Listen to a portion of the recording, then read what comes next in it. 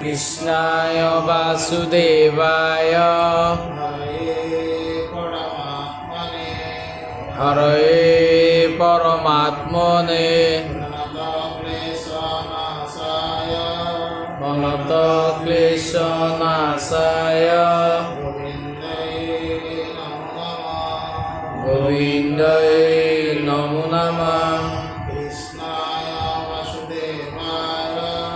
কৃষ্ণায় বাসুদেবায় হরে পরমাত্মনে অনন্ত ক্লেশনাশায় গোবিন্দায় নমো নমঃ। কৃষ্ণায় বাসুদেবায় হরে পরমাত্মনে অনন্ত ক্লেশনাশায় গোবিন্দায় নমো নমঃ। কৃষ্ণায় বাসুদেবায় হরে পরমাত্মনে প্রণত ক্লেশনাশায় গোবিন্দায় নমো নমঃ। কৃষ্ণায় বাসুদেবায় হরে পরমাত্মনে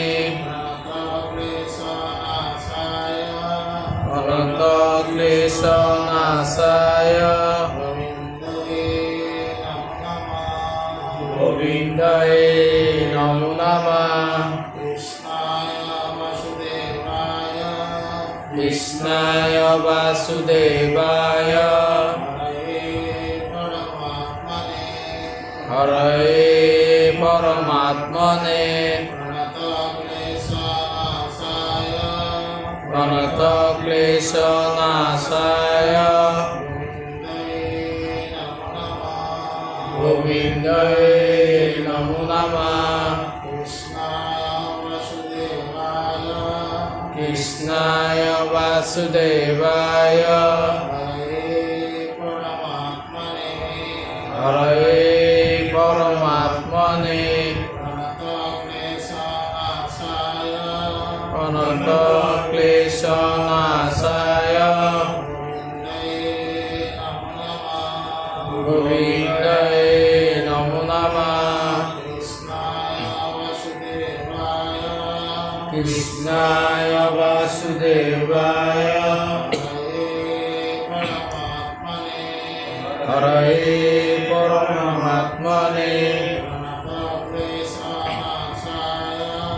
অনন্ত ক্লেশনাশায় গোবিন্দায় নমো নমঃ। কৃষ্ণায় বাসুদেবায় হরয়ে পরমাত্মনে প্রণতক্লেশনাশায় গোবিন্দায় নমো নমঃ কৃষ্ণায় বাসুদেবায় হরয়ে পরমাত্মনে প্রণতক্লেশনাশায় গোবিন্দায় নমো নমঃ ওরা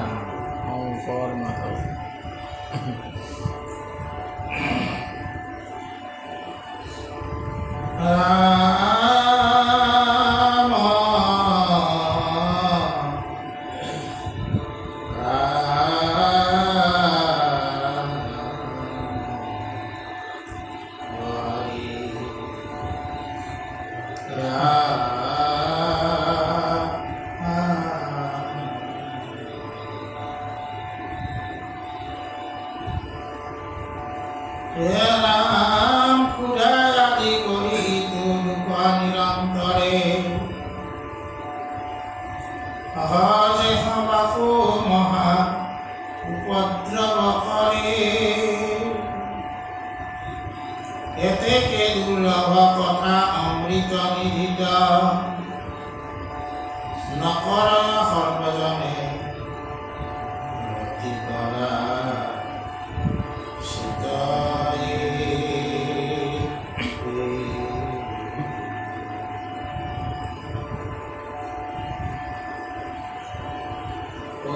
যতনে মহাজনৰ সংগত কথাৰ মহিমা জানি নুশুনে যাৱত ক্ষুধা আদি কৰি বাধা কৰয়তাৱত নুবুজয় যদ্যপি হাৰে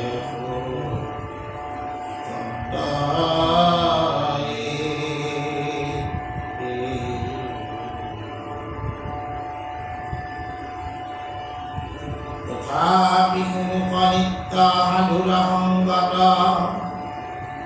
শুনন্তে শুনন্তে পাছে অতি ভৈলে জাত তেবে ক্ষুধা আদি বাধা এৰিবে সাক্ষাৎ নাৰদৰ বাক্য এবে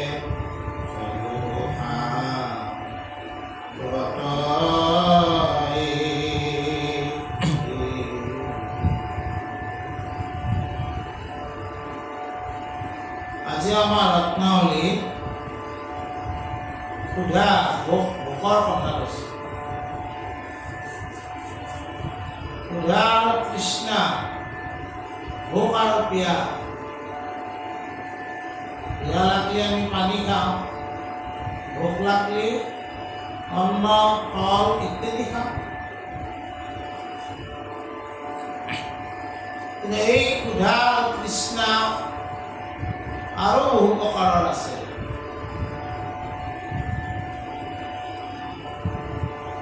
কামাগ্নিৰ তৃষ্ণা,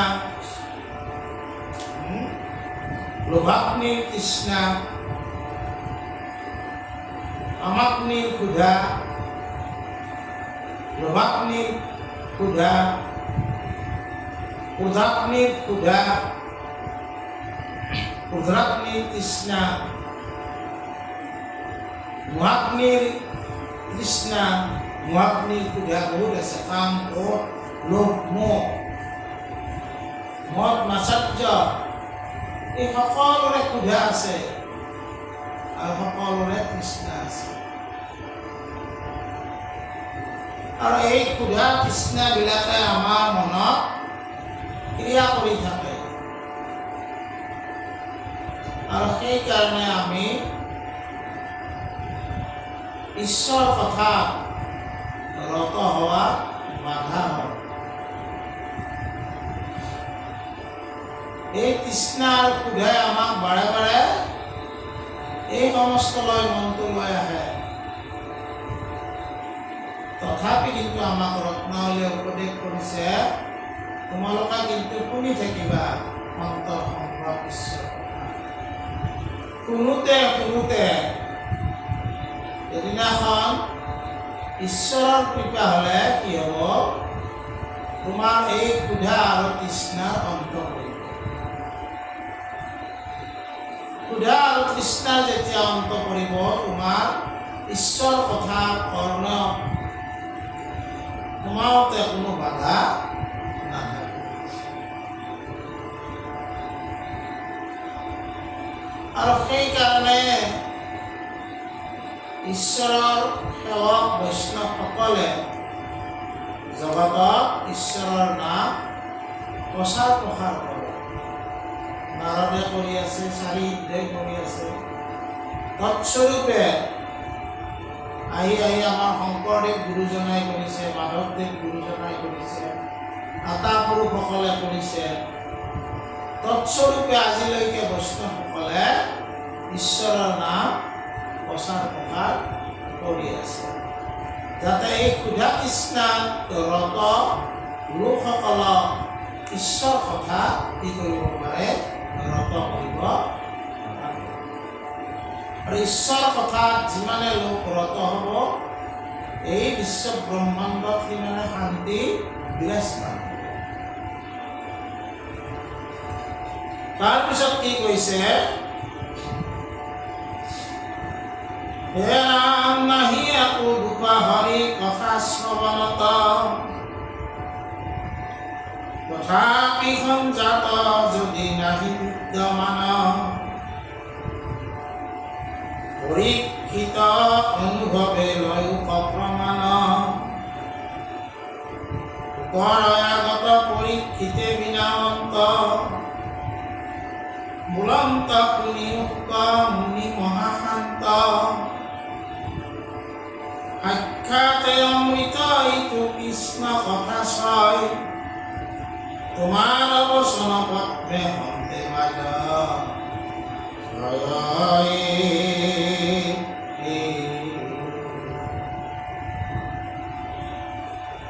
লাগিছো কৰিবে পান পৰম শ্ৰদ্ধাই, জলমাত্ৰ ভোজনতে জীয়া সমুদায়, তথাপিতো পৰম দুখ ক্ষুধা দুখে, নকৰ বাধাঙ্ক আছো মহা দুখে।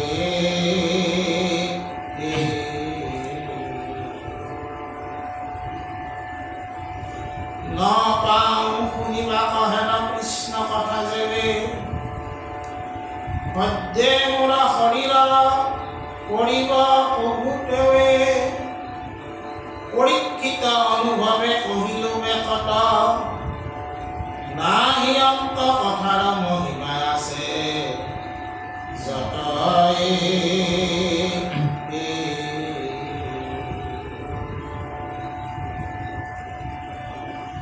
বিহাৰ ফলক কিবা বৰ্ণাই অধিক,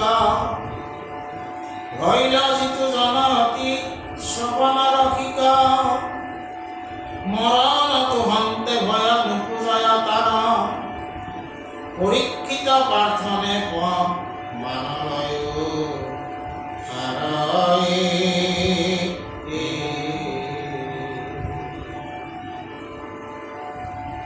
বুলন্ত শুনি প্ৰসৱা সাজত,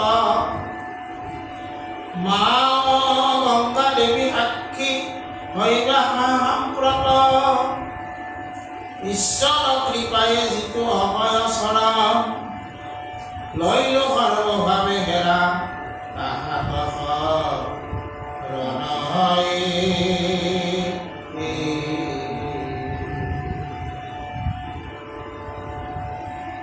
বিপ্ৰহাত স্বৰূপ তক্ষক মায়া ছয়, দংকুক আমাক তাক নকৰহু ভয়, কিন্তু তুমি হবে মাত্ৰ কয়ো কৃষ্ণ কথা, নিলোকা মোহৰ মহা মৰণ গঠাই।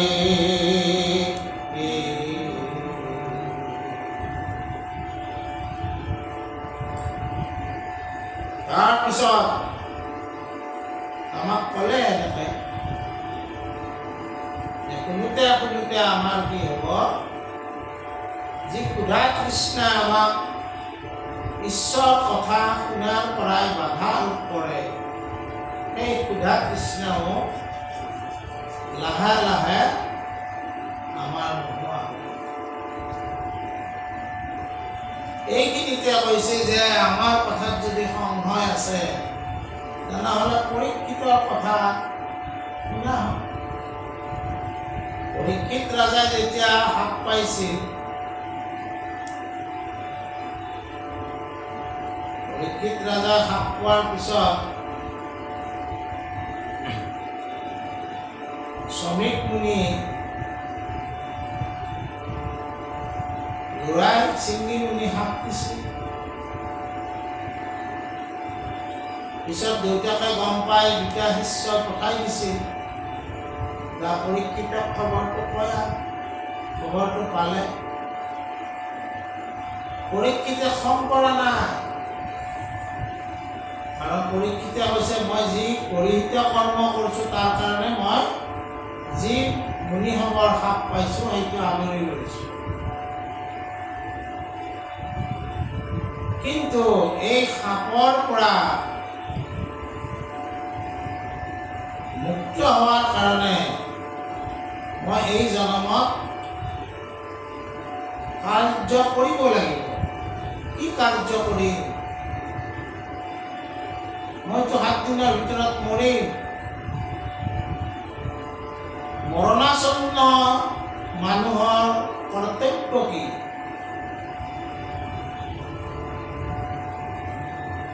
মোক যদি আজি কয় যে আপুনি আৰু 7 দিন জীয়াই থাকিব, তেতিয়াহ'লে মই মোৰ বেংক বেলেঞ্চ ক'ত কিমান আছে এইবিলাক চাম, মাটি বাৰী মোৰ ক'ত কিমান আছে সেইবিলাক চাম, আৰু ঘৰৰ যিবিলাক মোৰ জ্ঞাতি কুটুম্ব আছে তেওঁলোকক মাতি আনি এই সম্পত্তিৰ মই কি কৰিম, ভাগ বতৰা কৰিম। পৰীক্ষিত জম্বুদ্বীপৰ অধিপতি আছিল। আমাৰ সাধাৰণ বেংক বেলেঞ্চ যে আছে এইটুকুৰা আমাৰ মাটি আছে, পৰীক্ষিত ৰাজা আছিল কি জম্বুদ্বীপৰ অধিপতি। পৰীক্ষিত ৰাজাই এইবিলাকতো নকৰিলে। তেওঁ কি কৰিলে যে মৰণাসন্ন মনুষ্যৰ দায়িত্ব আৰু কৰ্তব্য কি? মুক্তিৰ পথ অৰ্জন কৰা। কেনেকৈ পাম? বিভিন্ন ৰীতিয়ে বিভিন্ন সূত্ৰ দিছে। জ্ঞান কাণ্ডৰ ঋষিসকলে জ্ঞান কাণ্ডৰ সূত্ৰ দিছে, কৰ্মকাণ্ডৰ ঋষিসকলে কৰ্মকাণ্ডৰ সূত্ৰ দিছে।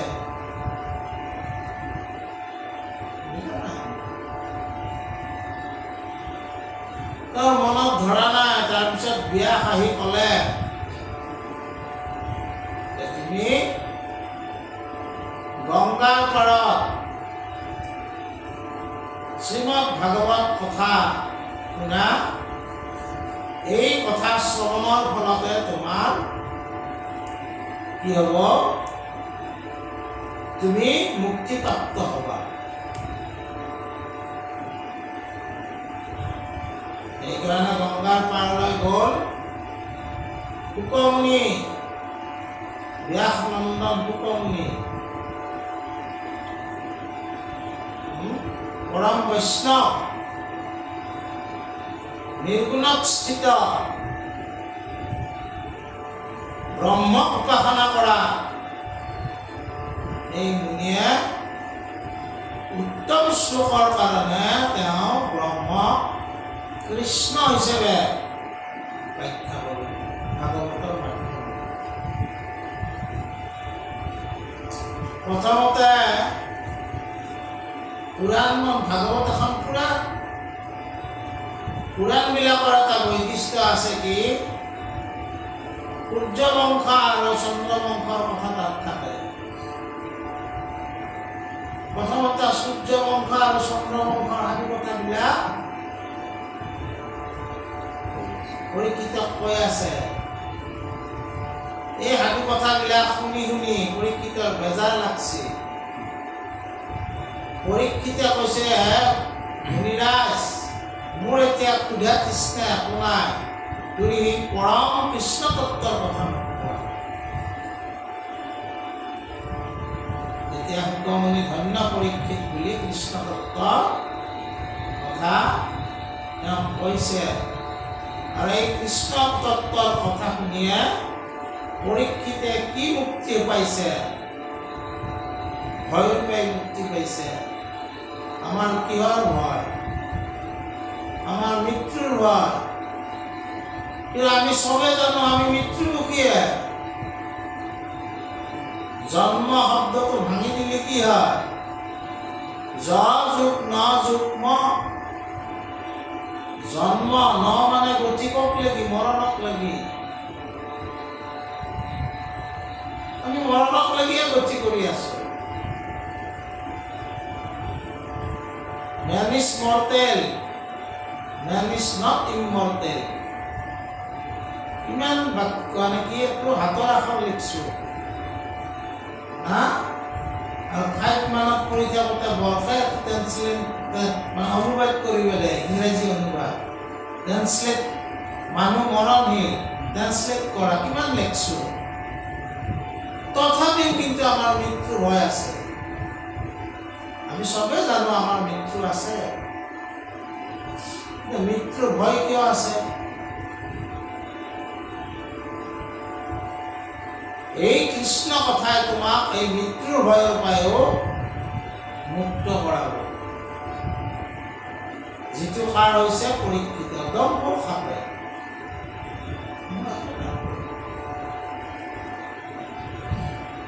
বুজা নাই? ঋষি সাপ পায়ো মুক্তিৰ অধিকাৰী হ'ল পৰীক্ষিত। কিহৰ কাৰণে? কৃষ্ণ কথা শ্ৰৱণ কৰা। সেই কথাটো কৈছে। সেইকাৰণে আমাক কৈছে যে কি এই ভগৱন্তই তোমাৰ বন্ধু, ভগৱন্তই তোমাৰ আত্মা, আৰু ভগৱন্তই হ'ল তোমাৰ ইষ্টদেৱ।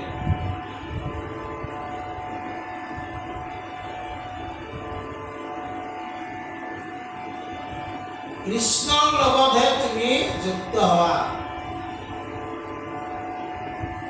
বাকী যিমান অশাশ্বত বস্তুবাদী পৃথিৱীৰ লগত যুক্ত তুমি যিমানে নহওক কিয়া, সেইবিলাকে তোমাক মুক্তি দিব নোৱাৰে। সেইকাৰণে আমাক পৰীক্ষিতে যেনেকৈ ভগৱান কৃষ্ণৰ ওচৰত শৰণাগত হয়, তেওঁৰ কথা শুনি মুক্তি লাভ কৰিলে, আমাকো ৰত্নাৱলীয়া কৈছে এই ভগৱন্ত কৃষ্ণৰ ওচৰত আশ্ৰয় লয়।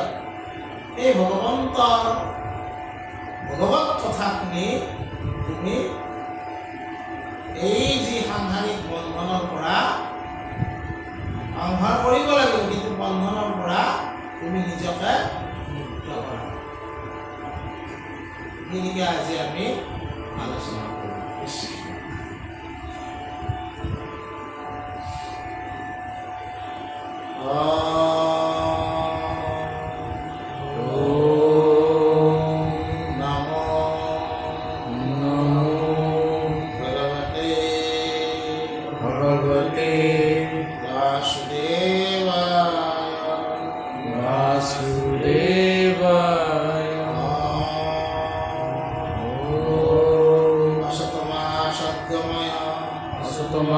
সদ্গময় নমস্মা জ্যোতিৰ্গময় মৃত্যুৰ্মা অমৃতম গময়। শান্তি শান্তি শান্তি শান্তি শান্তি শান্তি। শান্তি।